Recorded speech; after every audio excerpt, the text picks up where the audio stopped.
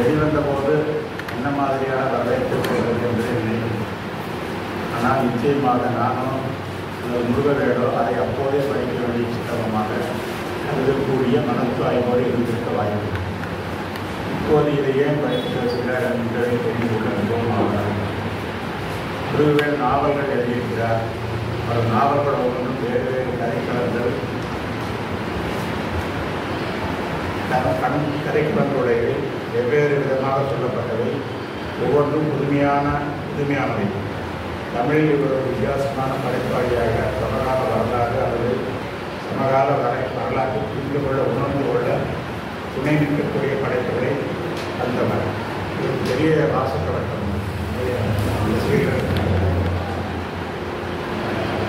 இவர் கட்டுரைகள் பக்கம் சென்று விட்டதை போல தோன்றுகிறது. இனிமேல் தொடர்ந்து எழுதி வருகிறார். இவர் துணையின் பக்கம் மீண்டும் அதிக கவனம் செலுத்துவது தங்களுக்கு நல்லது. இந்த நிலைகளில் புத்தகம் பற்றி அண்டஸ்புரா எக்கனாமிக்ஸ் பல வருடங்களுக்கு ஆக்கிய ஒரு உரையை கேட்டேன். அவரது பேச்சாற்றல் பிரமிக்க வைக்கிறது.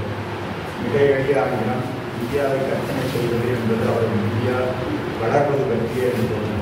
இதை கற்பனை செய்வது அவர் இந்தியா வளர்வது பற்றியே என்பது. அவர் இந்தியாவின் வளர்ச்சியை 4 கருத்துக்கள் அடிப்படையில் பார்க்கிறார். ஐடியா என்னும்போது அதில் ஏற்படும் தற்சாய்வான மனோபாவம் பல இடங்களில் பேசுவது வெளிப்படுகிறது. புத்தகத்தில் என்ன இருக்கிறது என்று பேச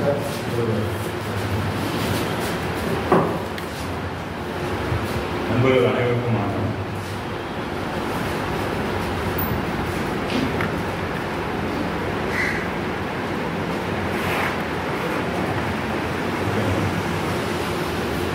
கட்டுரை பக்கம் போகலை, அது அந்த மாதிரி ஆயிடுச்சு.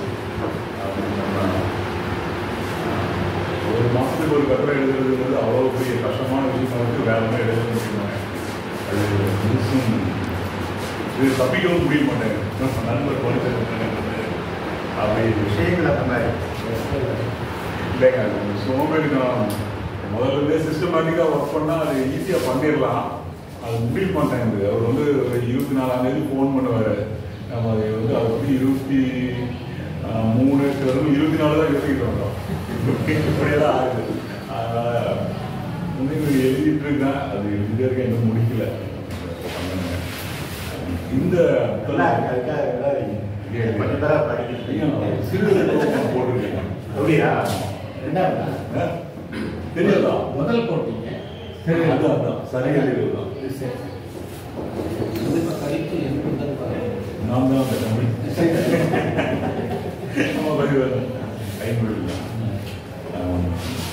நான் அடுத்த இது கூட களத்தில் பேசணும்னு நினைக்கிறேன். பேசணுமே சரி. நம்மளோட நாவலை பற்றி பேசணும். இது நம்ம புக்கை பற்றி பேசுவோம். இப்போ வந்து வேற ஒரு இடத்துல இருந்து தொடங்கலாம் அப்படின்னு நினைக்கிறேன்.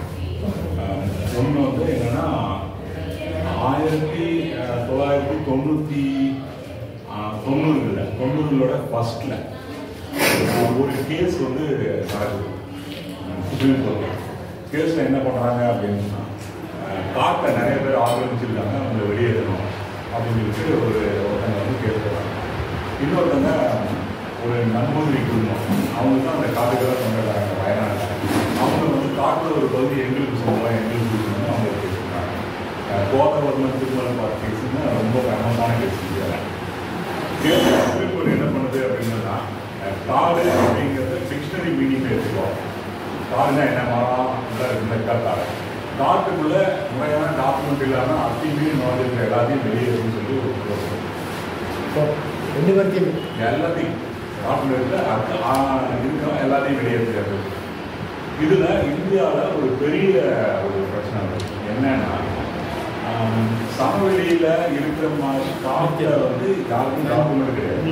ஏன்னா காடு வந்து ஒரு பழங்குடியினத்துக்கு சொந்த ஐயாவோட புத்தகம் அட்டகாசமான புக்கு. பழங்குடி ஒரு அந்த கலாச்சாரம் பண்பாடு பற்றியெல்லாம். அப்போ காட்டில் வந்து இப்போ இருளர் பழங்குடி இருக்காங்க அப்படின்னு சொன்னால் அவங்களுக்கு வந்து ஒரு மலையும் காடும் பொதுவாக இருக்கும். முறையான டாக்குமெண்ட் இருக்காது. ஆனால் அங்கே இருக்கிற அந்த மல்லீஸ்வரன் கோயில் ஏதோ ஒரு கோயிலில் வந்து அவங்களுக்கு ஒரு பந்தயம் இந்த மாதிரி ஏதோ ரைட் கொடுத்துருப்பாங்க.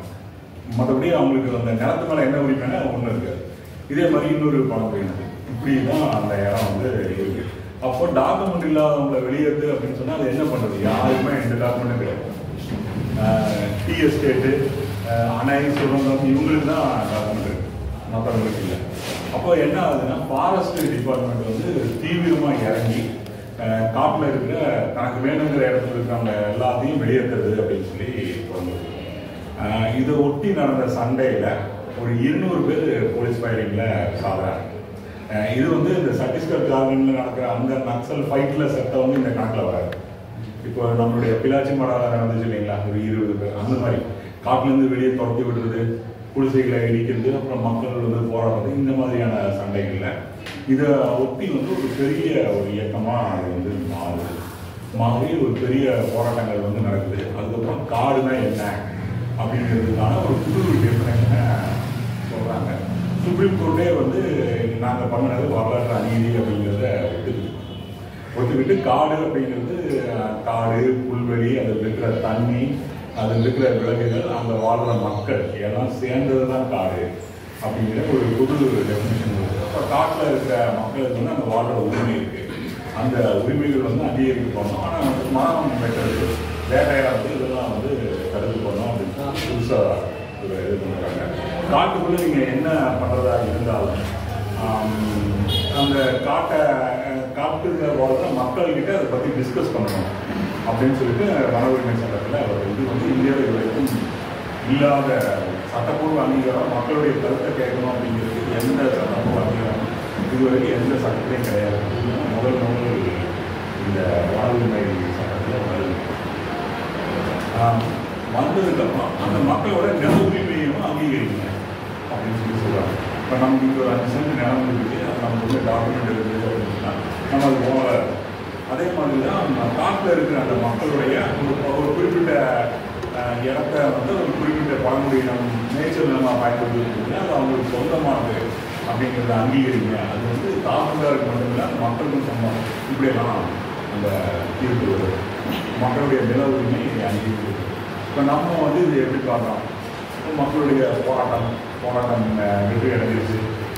தியாகம், வீரம், அறிவு, இது டெமோக்ரஸி. மன்மோகன் சிங் ஆட்சியில் இது வந்து நடக்குது. இப்போ மன்மோகன் சிங் பேசுகிறாரு. அப்புறம் சிபிஐ கட்சியோட தலைவர் ராஜா அதில் முக்கியமான பங்கு இருக்காங்க.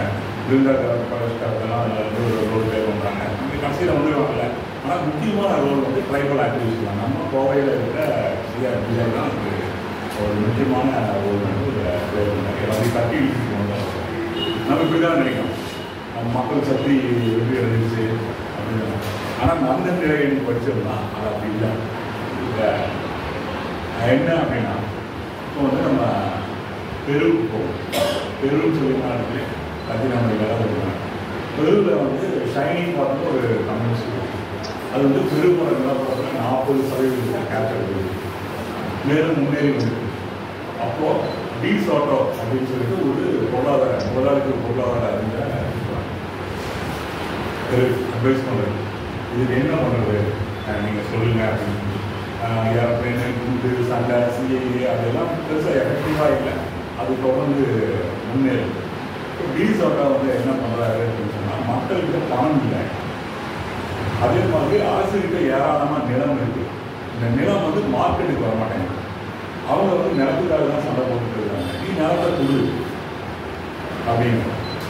மக்கள் வந்து நிலத்துக்கு உரிமையாளர் தான் மாறுவாங்க. இப்போ வந்து லத்தீன் அமெரிக்காவில் பெரும் ஸ்லம்மில் வந்து ஏராளமான மக்கள் குடியிருந்துருப்பாங்க. அந்த நில உரிமை அப்படிங்கிறது ஒரு பெரிய போராட்டம். நம்ம அடிக்கடி பிரேசிலில் ஸ்லம் வயலன்ஸ் அப்படின்னு நம்ம வந்து பார்க்கணும். அந்த மாதிரிலாம் காரணம் வந்து நில உரிமை இல்லாத நிலத்தை வந்து கொடுக்கும்போது அவங்க உரிமையாளராக ஆகிடுவாங்க.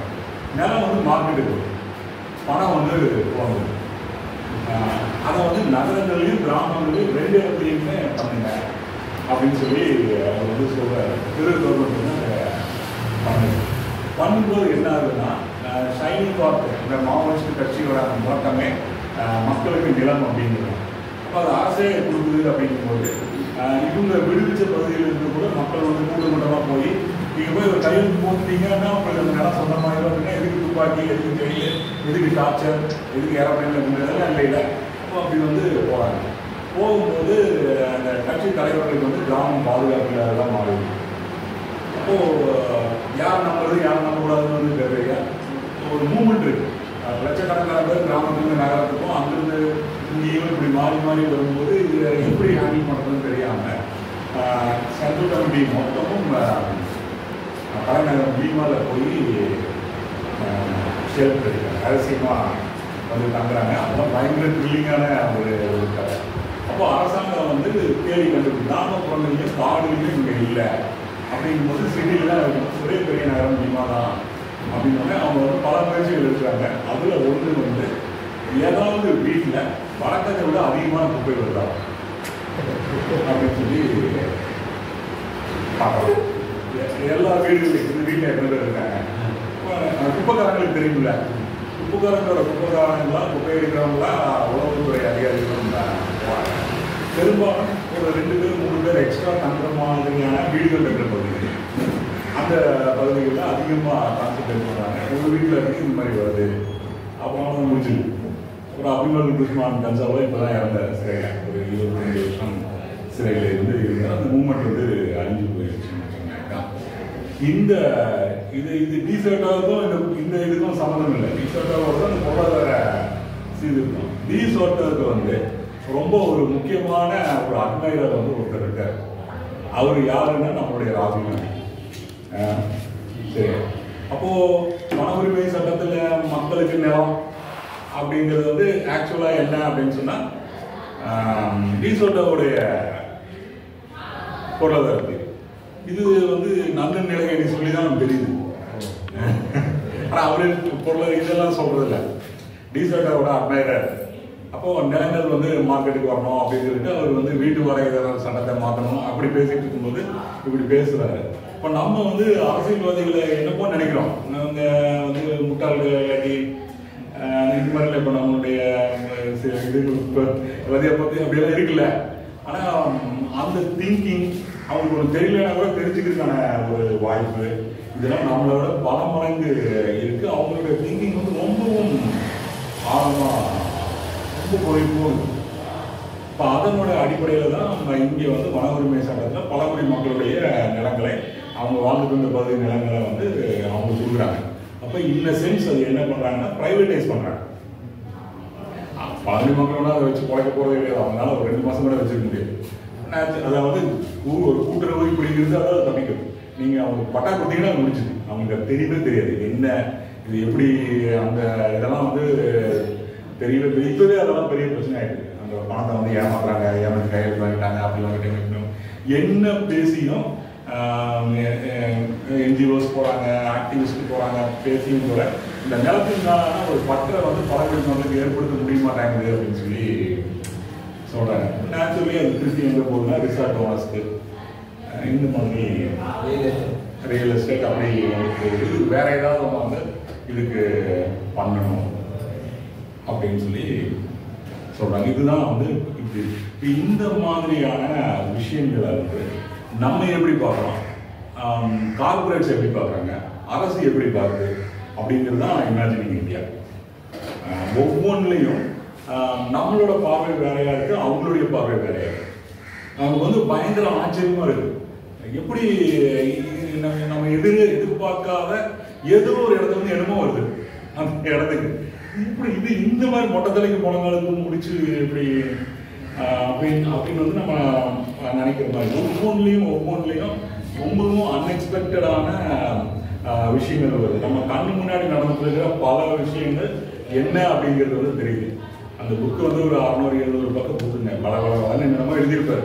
அவர் சொல்றது அதெல்லாம் விட்டுட்டு நமக்கு பிடிச்ச விஷயங்களை படிக்கிறது வந்து அது ஒரு அழகான புக்கு. நிறைய வந்து தெரியும். இப்போ கொஞ்ச நாளைக்கு முன்னாடி ஜவஹர் நகர் புனரமைப்பு திட்டம் அப்படின்னு சொல்லி ஒரு திட்டத்தை வந்து கொண்டு வந்தாங்க காங்கிரஸ். இந்த நகரங்களை மாற்றி அமைக்கிறது. நம்மளோட நகரங்கள் வந்து ரொம்ப மோசமாக இருக்குது, கன்ஜஸ்டடாக இருக்குது. அதில் வந்து மக்கள் வந்து சுகாதாரம் இல்லாத பகுதிகளில் வந்து வாழ்ந்துட்டு இருக்காங்க அப்படின்னு சொல்லிட்டு கோவையில் ஒரு 23 குடிசை பகுதிகளில் கணக்கெடுத்து அது காலி பண்ணுறது அப்படின்னு சொல்லி சொன்னாங்க. அது நடந்தது. அதனுடைய தொடர்ச்சியாக தான் இந்த மேம்பாலம் இதெல்லாம் நடந்தது. அதனுடைய தொடர்ச்சி தான் சூரியசம், அது வேற ப்ரைவேட். இப்போ என்னன்னா இந்த செலவுகளை வந்து அந்த நகராட்சி ஏற்றுது. அந்த நகராட்சி வந்து அதற்கான பணத்தை வந்து இந்த மாதிரி சேவை துறையில பிரைவேடைஸ் பண்ணி அதன் மூலமா திரட்டிக்கணும். இப்படி இதுதான் வந்து அந்த சட்டத்தோட திட்டத்தோட அடிப்படை. அதுக்கப்புறம் இப்போ பிஜேபி ஆட்சி வந்த பின்னாடி ஜவஹர் நகர் புனரமைப்பு திட்டம் வந்து வேண்டாம், அது சரியில்லை அப்படின்னு சொல்லிட்டு ஸ்மார்ட் சிட்டி திட்டம் அப்படின்னு சொல்லி ஒன்று கொண்டு வராங்க. அதுலேயும் அதே 23 கிலோமீட்டர் வந்து கிளியர் பண்ணணும். அது வந்து பெரிய வித்தியாசம் இல்லை, பேர் மாற்றப்பட்ட ஒன்று. இப்போ வெளியே 14 மாடி 15 மாடி வீடுகளில் அந்த மக்கள் வந்து குடியேற்ற போகிறாங்க. இல்லாட்டி ஆலந்துறை, அந்த பக்கம் செட்டிப்பாளையம், அந்த மாதிரி இடங்கள்ல குடியிருப்புகள் இருக்கு. செல்போன் டவர் இருக்கிறது இல்லை. ஒரு நாளைக்கு பஸ்ஸுக்கு வந்து பயங்கர செலவாகுது. தமிழ்நாடு முழுக்க அத்தனை பகுதிகள் வந்து மாற்றி குடியேற்றப்பட்டதுனால தான் என்ன ஆகுதுன்னா பெண்களுக்கு ஃப்ரீ பஸ் அப்படின்னா அது எந்த அளவுக்கு மக்கள் வந்து வெளியேற்றப்பட்டிருக்கணும் அப்படின்னு வந்து யோசிச்சு பாருங்க. லட்சக்கணக்கான பேர் வந்து 23 வருஷம் அப்படின்னு சொன்னா ஒன்றில் ஒரு 4-5 நீங்கள் கணக்கு பண்ணிங்கன்னா கூட கோயம்புத்தூர்ல மட்டுமே எவ்வளோ பேர் இருப்பாங்க. அப்படி இருக்குது சென்னையோட ஒரு 30% வந்து இது மாதிரி வெளியேற்றப்பட்டது அப்படின்னு சொல்லி சொல்றாங்க. இதுக்கான இவன் வந்து எதுக்கு திடீர்னு ஸ்லம்ஸை வந்து கிளியர் பண்றான்? ஏன் இவ்வளவு பேரை வந்து வெளியேற்றான்? இந்த இஷ்யூ வந்து எங்கிருந்து வருது? இப்போ உண்மையில நகரம் சுத்தமா இருக்கணும், ஆரோக்கியமா இருக்கணும், இதுதானா அப்படின்னா அதுதான். ஆனால் அது யாருக்கா அது அப்படிங்கிறதுக்கான விஷயங்களை நம்ம வந்து இதில் பார்க்க முடியும். இந்த ஐயா பண்ண அவசரத்தில் நான் புக் எடுத்துட்டு வரலைங்க.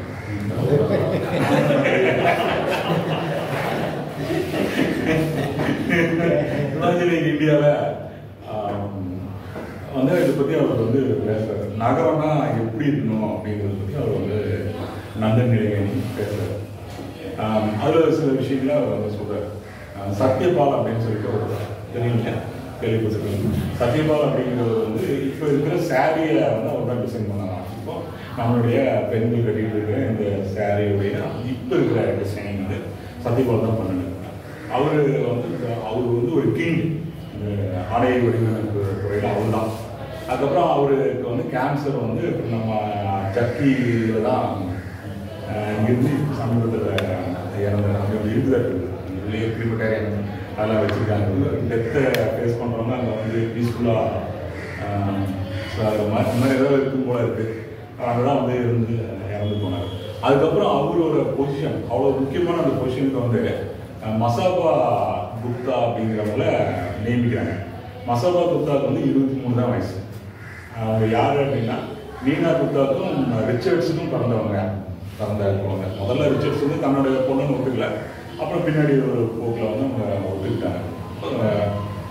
மசாபா 23 வயசுக்குள்ளேயே வந்து எப்படி நீ இந்த போஸ்ட்டுக்கு கொண்டு வரலாம், இவ்வளோ முக்கியமான போஸ்ட்டுக்குன்னு அந்த கம்பெனி மேலே மற்றவங்க எல்லாரும் இந்த பிஸ்னஸ் ஸ்டாண்டர்டு லைன் இவங்கெல்லாம் வந்து கண்டுபிடிச்சிக்கிறாங்க. என்ன இது நீ வந்து பாப்புலிஸ்டிக்கு விளம்பரத்துக்காக நீ வந்து பண்ணுற அப்படின்னு.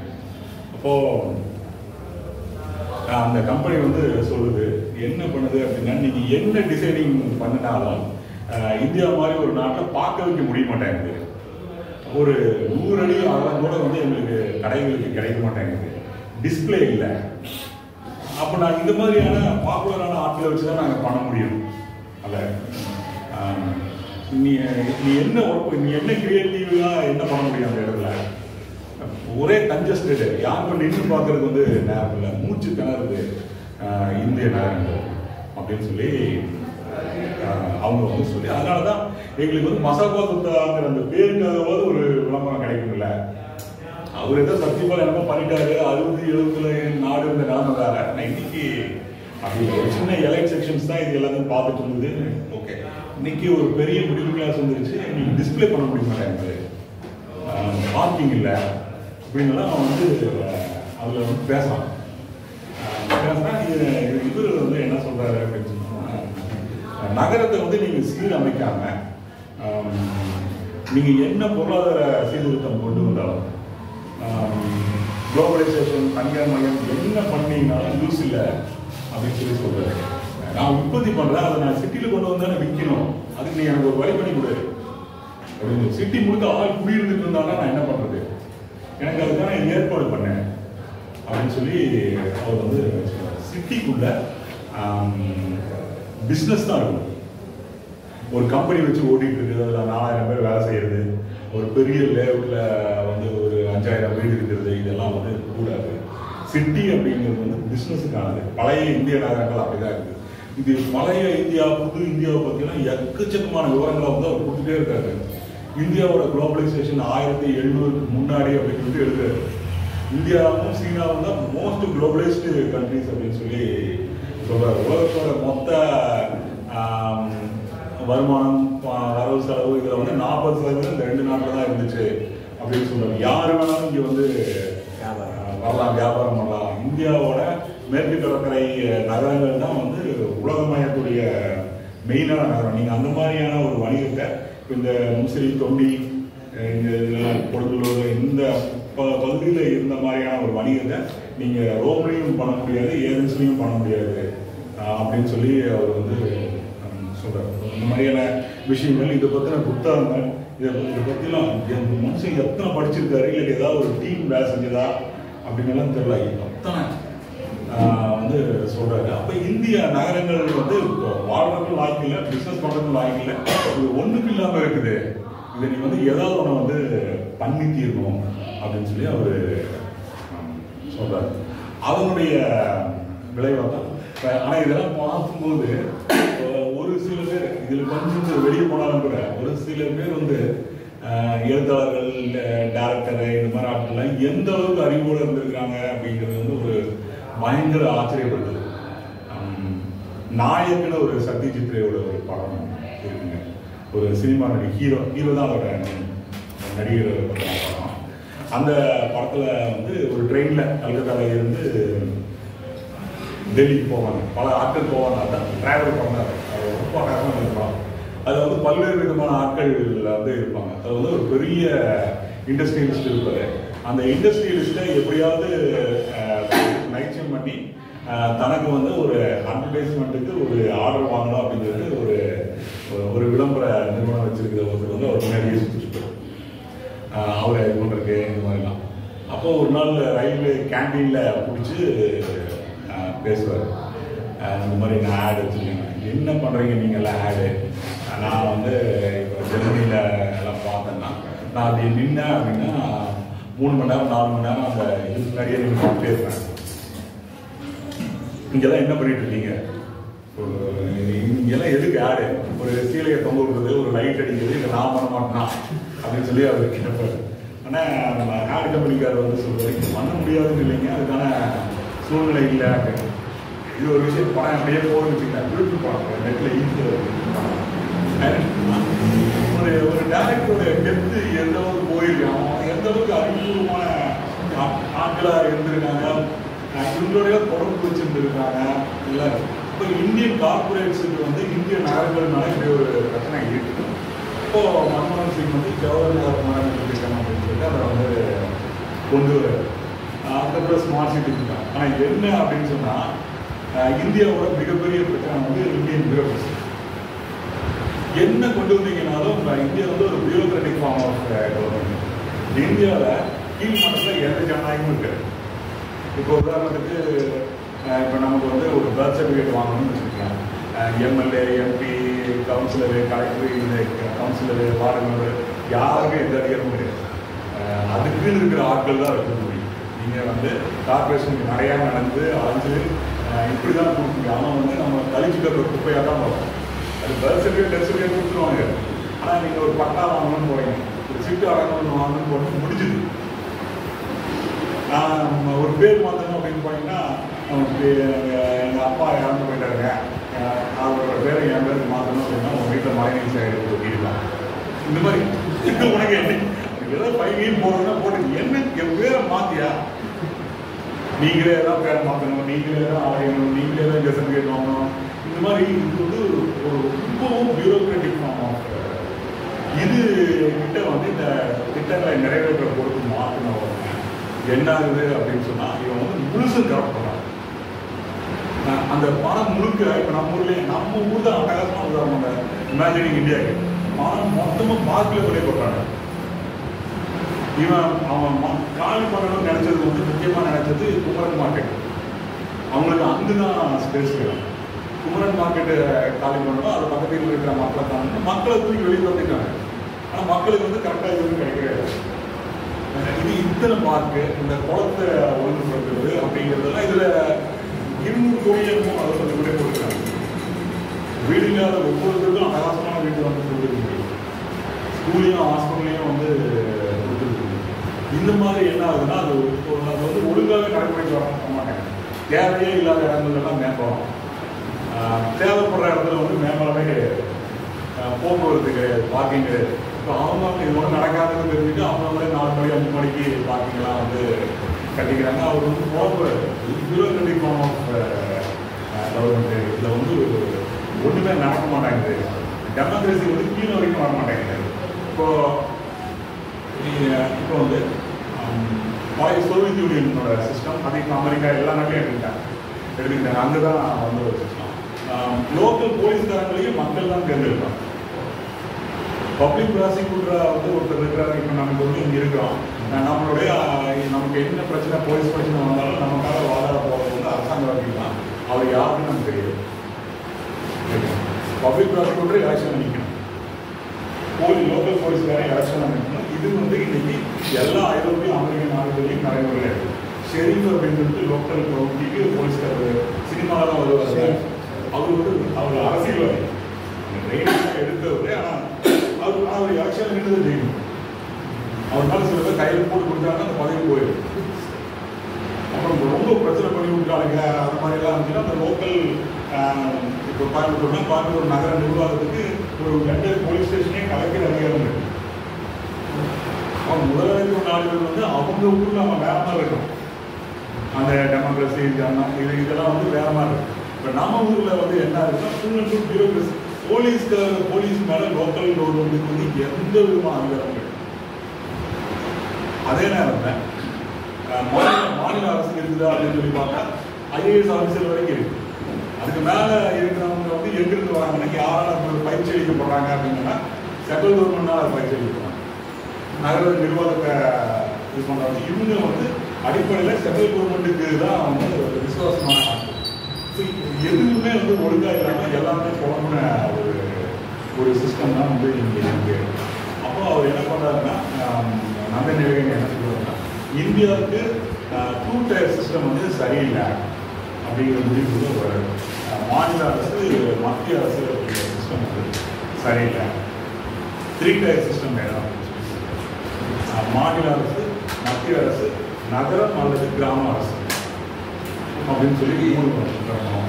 இப்போ நகர அரசுக்கு, அதாவது கோயம்புத்தூர் கார்பரேஷனுக்கு இன்னும் அதிக அதிகாரங்கள் வேணும். இப்போ இவன் வந்து ப்ராப்பர்ட்டி டேக்ஸ் மட்டுமே கோவைக்கு வந்து இருக்கு. அது பத்தாது. இன்னும் அதிகமான ரைட்ஸ், இன்னும் அதிகமான வரிகளை மத்திய மாநில அரசுகளுக்கு போகிற வழியில் இவங்களுக்கு வந்து கொடுக்கணும். முடிவுகள் இவங்க எடுக்கணும் அப்படின்னு சொல்லி ஒன்றா வந்து அவர் முன்வைக்கிறார். இது அவரு முன்வைக்கிறது இல்லை. இங்கே மொத்தமாக இருக்கிற கார்பரேட்ஸ் வந்து இது ஒரு ரெக்வஸ்ட்னா சென்ட்ரல் கவர்மெண்ட்டில் கொடுக்குறாங்க. ஒரு டீட்டெயில்டு விவாதங்கள் பேச்சு இதெல்லாம் பின்னாடி தான் இந்த சட்டங்கள் எல்லாம் வருது. இதில் வந்து பெரும் எக்ஸ்பர்ட்ஸ் எல்லாம் சம்மந்தப்பட்டிருக்காங்க. பயங்கர டீட்டெயில்டு அந்த புத்தகங்களை பற்றியான லிஸ்ட் எல்லாம் கொடுக்குறாரு. அர்பன் டெவலப்மெண்ட்டு அவங்க வந்து என்னென்ன பிரச்சனை, உலகத்தில் வேறு நாடுகளில் எப்படி என்ன நடக்குது அப்படிங்கிறதுலாம் அவர் வந்து பேசுகிறார். அப்போது கவர்மெண்ட் வந்து என்ன பண்ணுதுன்னா 3 டயர் சிஸ்டத்தை ஒத்துக்குது. ஏன் ஒத்துக்குது அப்படின்னா வேர்ல்டு பேங்க் வந்து ஒத்துக்க வைக்குது. 3 டயர் சிஸ்டம் தான் வேணும், ஒவ்வொன்றுக்கு நான் டெல்லிக்கு வர முடியாது அப்படின்னு சொல்லி அவங்க வந்து சொல்கிறாங்க. 3 டயர் சிஸ்டத்தை ஒத்துக்கிறாங்க. 3 டயர் சிஸ்டத்தை ஒத்துக்கிட்ட உடனே என்ன பண்ணுறாங்க அப்படின்னு சொன்னால் ஒப்பந்தம் போடுறது, புது வேலைகள் செய்கிற அதிகாரம் யாருன்னா மேயரும் கிடையாது, கமிஷனருக்கு, சிட்டி கமிஷனர். இவனை வந்து நம்ம தேர்ந்தெடுக்கவே இல்லை. இவன் யாருன்னே நமக்கு தெரியாது. சிட்டி கமிஷனர் தான் சூரியஸ் கொடுத்தது. அப்போ நம்ம நீங்கள் கவர்மெண்ட் கிடையாது. அப்போ என்ன பண்ணினாலும் இப்போ கார்பரேட்டாக அவன் என்னமோ ஒன்று பண்ணுறாங்க. அவங்களோட இது வந்து ஏதோ ஒன்று பண்ணுறாங்க. ஒரு வேலை ஒழுங்காக இருந்துச்சுன்னா மக்களுக்கு ஏதாவது கிடைக்கும். எல்லாத்தையுமே கரெக்டாக மாதிரியான ஒரு தன்மை வந்து நம்மளுடைய அந்த சிஸ்டத்துக்கு வந்து இருக்குது. இது வந்து பயங்கர பிரச்சனையான ஒரு சிஸ்டம். ஒருத்தருக்கும் இடையில வந்து பயங்கர வெறுப்புணர்வு இருக்கு, சிக்கல் இருக்கு. இது வந்து சரி பண்ண முடிய மாட்டாங்க அப்படின்னு சொல்லி அது வந்து நல்ல விஷயங்கள் இருக்கு, ஆனால் மோசமானது இருக்குது அப்படின்னு சொல்லி என்ன சொல்றாரு அப்படின்னா, நேரு தான் ஏன் சோசியலிசம் பேசினாரு அப்படிங்கிறதுக்கு டீட்டெயிலாக பேசுறது என்னன்னா, 2ஆம் உலகப் போர் முடிஞ்சதுக்கப்புறம் மக்களுக்கு வந்து பணக்காரனால இந்தியாவில் பயங்கரமான வெறுப்பம், பணக்கார இண்டஸ்ட்ரீஸ் என்னன்னா, அப்போ இந்தியா மொத்தத்துலேயும் வந்து மலேரியா, இதெல்லாம் பிளேக்கு, எல்லா விதமான நோய்கள், கொலை நோய்கள்லாம் அப்படி வந்து கொத்து கொத்தாக மக்கள் சாகிறது வந்து. அப்புறம் அரிசி அப்படிங்கிறது ஒரு லட்சியம், ராகி சோளம் இந்த மாதிரி தான் சாப்பிட்றது ஒரு வழக்கம். ரொம்ப நேரம் பேசிட்டு இருந்தான்.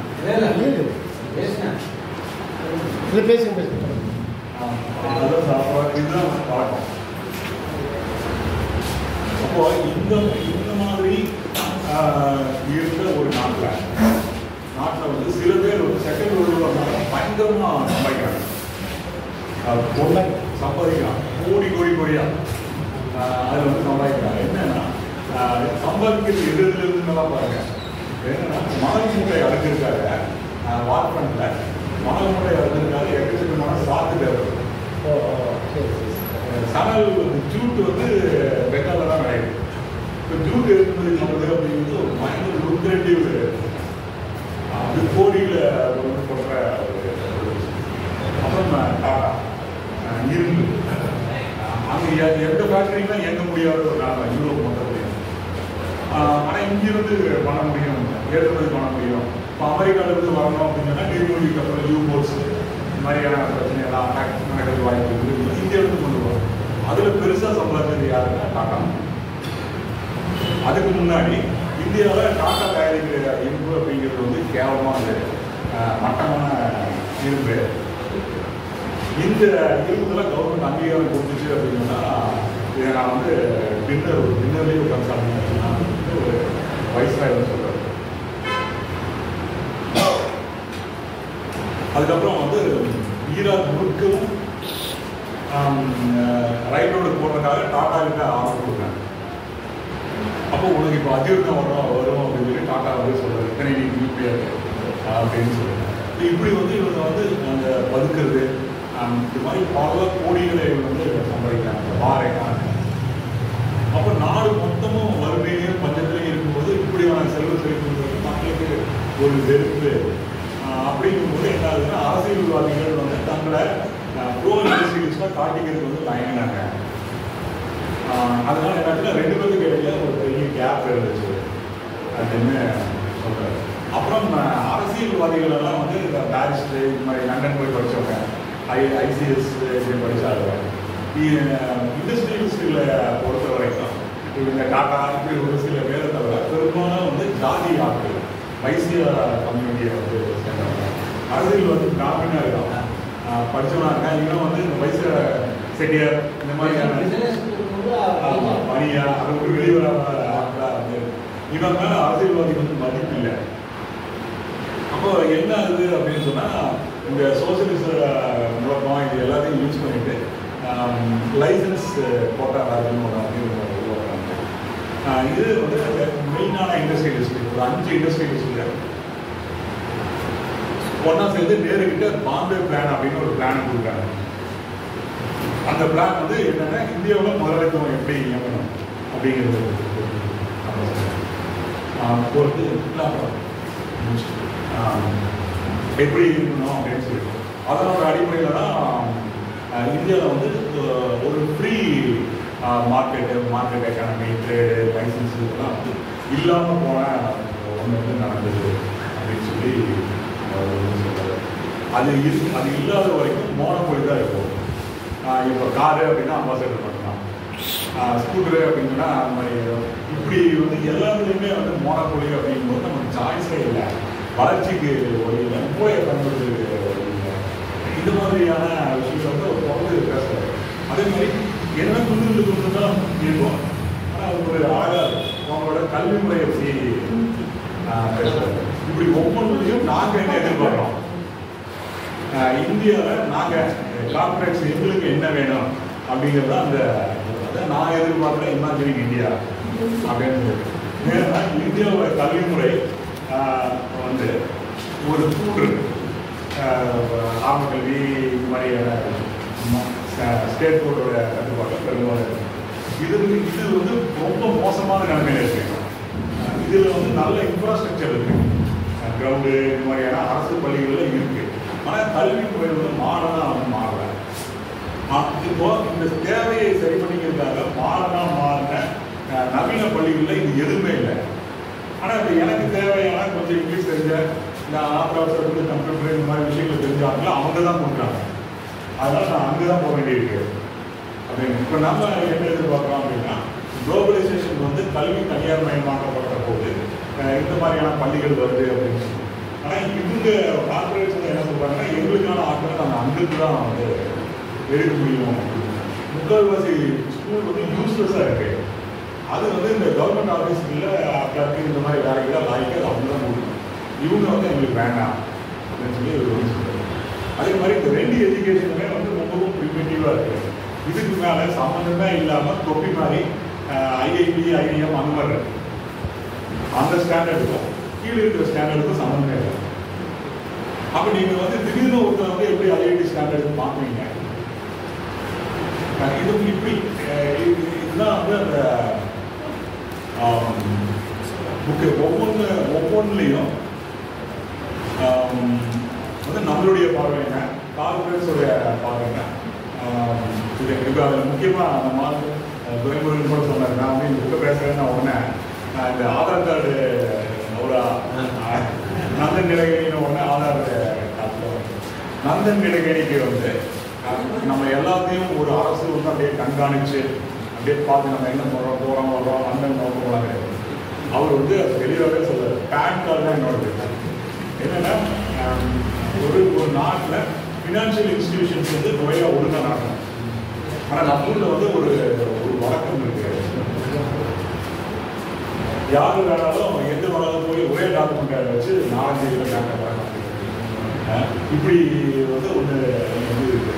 கரண்ட் சிஸ்டத்துக்கு வந்து யார் இப்போ நான் முருகவேல் அப்படின்னா நான் முருகவேல் இருக்கு என்ன ஆதாரம், ஃபோட்டோ இருக்காது ஒன்றும் இருக்காது, இந்த மாதிரிலாம் மொட்டை மொட்டையாக இருக்குது. நான் வந்து எஸ்பிஐயில் போய் நான் ஒரு அக்கௌண்ட் வச்சுருக்கேன். இன்னொரு இதில் நம்மளோட வரி 10 மோசமான வரி, அதை கட்ட முடியாது. ஆனால் அதுலேருந்து தப்பிக்கிறதுக்கான வழியும் அரசாங்கமே கொடுக்கும். நான் எங்கே என்ன வச்சுருக்கேன் அப்படின்னு அரசாங்கத்துக்கு வந்து தெரியாது, நான் யார்கிட்ட எவ்வளோ கடன் வாங்கன்னு தெரியாது. இப்படி வந்து இந்தியாவோட அந்த பொருளாதார சிஸ்டமே வந்து ஷாம்பிள்ஸ் கோபமாக வந்து இருக்குது. இதையை வச்சுட்டு இப்போ அந்த ஒரு 20 கார்பரேட்ஸ் வந்து இந்தியா போட்டு கட்டுப்படுத்திட்டு இருந்த போது இது ஓகே. நீ வந்து எல்லாத்தையும் மாற்றும் போது யார் வேணாலும் என்ன வேணாலும் செஞ்சுக்கலாம்னு போது இந்த சிஸ்டத்தை ஒழுங்குபடுத்தணும் அப்படின்னு சொல்றாரு. அதுக்கு தான் வந்து அவங்களோட அக்கௌண்ட்டையும் இன்கம் டேக்ஸ் டிபார்ட்மெண்ட்டையும் இணைக்கணும். அதான் பேன் கார்டு. அது பர்சனல் அவர் இன்ஃபோசிஸ் டைரக்டர் இப்படி தான் அந்த முறை வந்து வருது. பேன் கார்டு ஆதார் கார்டும் அந்த மாதிரி தான் வருது.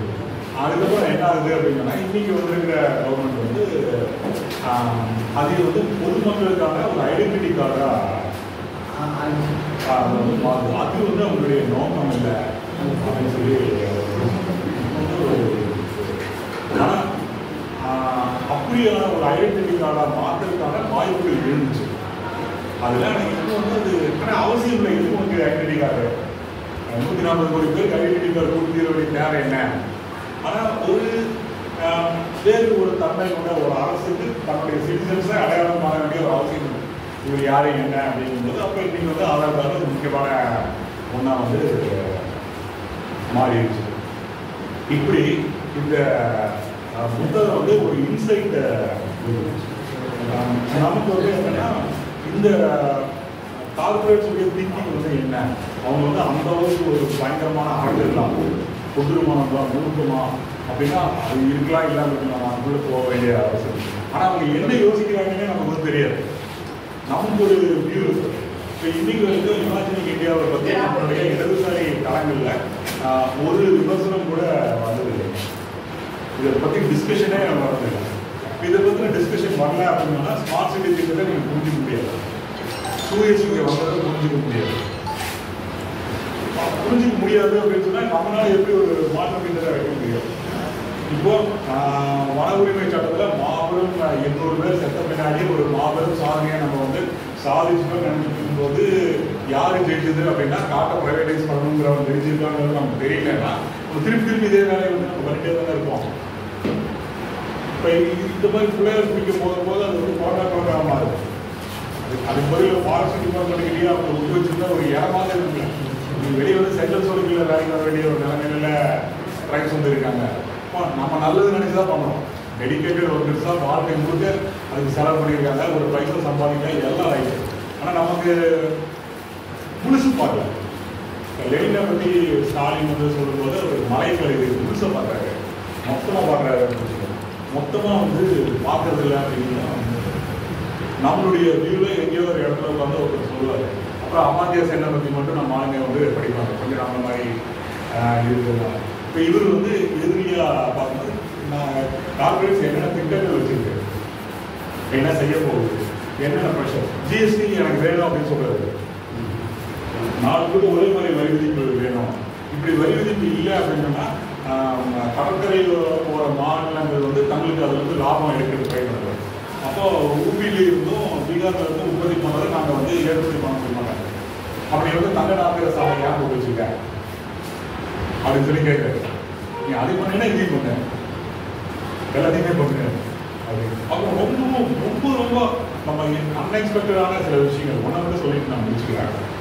என்னன்னா 1970களும் 80களும் வந்து இந்தியா கொந்தளிப்பாக இருந்த ஒரு காலகட்டம் அப்படின்னு சொல்கிறாங்க. அது எல்லாருமே ஒருத்தருங்க ஒரு நக்சல், அதுக்கப்புறம் வந்து பல்வேறு தேசிய போராட்டம், பாகிஸ்தான், அப்புறம் வடகிழக்கு இந்தியாவில் நடந்த உச்சக்கட்டம், நிறைய விவசாயிகள் போராட்டம், டிகாயத் அந்த மாதிரியான நாட்கள் இங்கே கூட நடந்துச்சு நினைக்கிறேன். நிறையா நாராயணசாமி நாயுடுலாம் எல்லா இடத்துலையும் விவசாயிகள் போராட்டம் நடந்துட்டு. அப்போது இதை ஹேண்டில் பண்ணுறதுக்காக என்ன பண்ணுறாருன்னா ராஜீவ் காந்தி வந்து இந்து மதம் தான் சரி அப்படிங்கிறது முடிவு பண்ணுறாரு. முதல்ல இருந்தே காங்கிரஸோட பிளான் தான் இந்து மதம் அப்படிங்கிற ஒரே மதத்துக்கு கீழே கொண்டு வரணும். இந்து சட்டம் அதுக்கு மேலே அப்படிலாம் கிடையாது. லோக்கல் சட்டம் தான், கவுண்டர் சட்டம், முதல்வர் சட்டம், இந்த மாதிரி அவங்களுக்கும் வேற ஏதாவது இந்து சட்டம் அப்படிங்கிற ஒன்று கீழே கொண்டு வர்றது காங்கிரஸ் தான். நம்ம எல்லாரும் இந்து அப்படிங்கிற ஒன்று. அப்போ இந்த அடிப்படையில் கொண்டு வரணும் அப்படின்னு சொல்லிட்டு ராஜீவ் காந்தி வந்து முடிவு பண்ணுறாரு. அப்போ தான் இந்த பாபர் மசூதியை திறந்துக்கிறது, இந்துக்கள் வழிபாடு பண்ணுறாங்க. அப்புறம் ராமாயணம் மகாபாரதத்தை டிவியில் தொடர்ந்து வழிபாடு பண்ணுறாரு. இப்படி பல விஷயம் இந்த ஆளுகளுக்கு ஷாரா கூட்டம் நடந்தது எல்லாம் கொடுக்குறது இல்லை வேற எல்லாம். அப்போ வந்து காங்கிரஸ் வந்து கேள்வி கிழமையில அது கிங் இல்லை, யாருமே மறுக்க முடியாது. இதெல்லாம் பேச அப்படின்னு விட்டு அப்பெல்லாம் பேப்பர்லாம் நியூஸ் என்னன்னா ரயிலை நிறுத்து, நாங்கள் ராமாயணம் பார்த்துட்டு தான் கிளம்புவோம் அப்படிங்கிறதெல்லாம் நடக்கலாம். ரயில்வே ஸ்டேஷன் ராமாயணம் போடு அந்த மாதிரி டிவியில் இருக்கிறதா நிறையா இப்படியெல்லாம் நடந்த விஷயங்கள்லாம் இருக்கு. இதுக்கு பின்னாடி அந்த வாஜ்பாய் ஆட்சி வந்து என்னவா இருக்குது அப்படின்னு சொன்னால் மார்க்கெட்ஸை இணைக்கிறது அப்படிங்கிற ஒரு லைன் எடுக்குது அப்படின்னு சொல்லியிருக்காரு. ஏன்னா பழைய வாஜ்பாய் ஆட்சி வந்து இந்துத்துவாவில் போகாம மார்க்கெட்ஸை இணைக்கிறது, கல்கத்தாவையும் பாம்பேவையும் இணைக்கிறது, சென்னையிலும் டெல்லியும் ரோடு சங்க.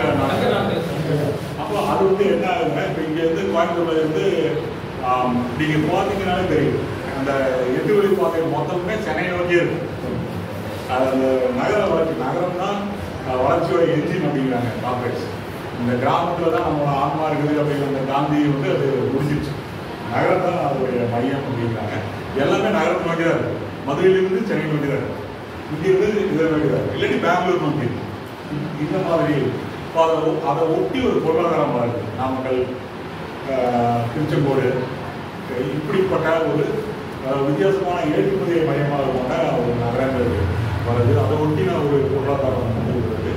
அதை ஒட்டி உருவாகி வர்றவங்க வந்து பெரும்பாலும் பிஜேபி சப்போர்ட்டர்ஸாக இருக்காங்க. இந்த இதில் உருவாகி வந்து புது இந்த சாலைகள் ஓரமாக வளர்ந்து வந்த இந்த புது சிஸ்டம் அப்படின்னு சொல்லி அவர் வந்து சொல்லுறது. மார்க்கெட்ஸை வந்து இணைக்கிறது மூலமாக இந்தியாவை இணைக்கிறது அப்படிங்கிறது இந்த வாஜ்பாய் வருகிறாங்க. அப்போ என்ன ஆகுதுன்னா இதில் வந்து இதுவரைக்கும் இல்லாத பகுதிகளெல்லாம் அது உள்ளே வரும்போது இப்போ விவசாயிகள் போராட்டம் நடக்குதுன்னா விவசாயி ரெண்டாக உடையான். குளோபலைசேஷனால லாபம் வந்த விவசாயி, நஷ்டம் வந்த விவசாயி அப்படின்னு ரெண்டாக பிரியும். இப்போ அது ரெண்டாக பிரியுது அப்படிங்கும்போது பார்கெனிங் கெப்பாசிட்டி உடையுது. நீங்கள் பெரிய சண்டை போட முடியும். இப்போ டீ கடை வைக்கிறதோ இல்லை செல்ஃபோன் டவருக்கு வாட்ச்மேனாக இருக்கிறதோ நகர்ந்து போட்டாங்க.